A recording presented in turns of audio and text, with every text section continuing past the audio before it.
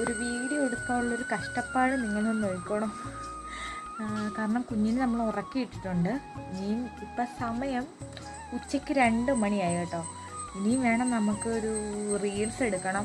പിന്നെ കുറച്ച് അല്ലറ ചില്ലറ പരിപാടികളൊക്കെ ഉണ്ട്. അന്നേരം എടുക്കാമെന്നാണ് വിചാരിച്ചത് കേട്ടോ. നല്ല സാരി സെറ്റായിട്ടുണ്ട്. ഇത് മുഖമൊക്കെ മുടിയൊക്കെ കിട്ടണം. സെറ്റാവട്ടെ.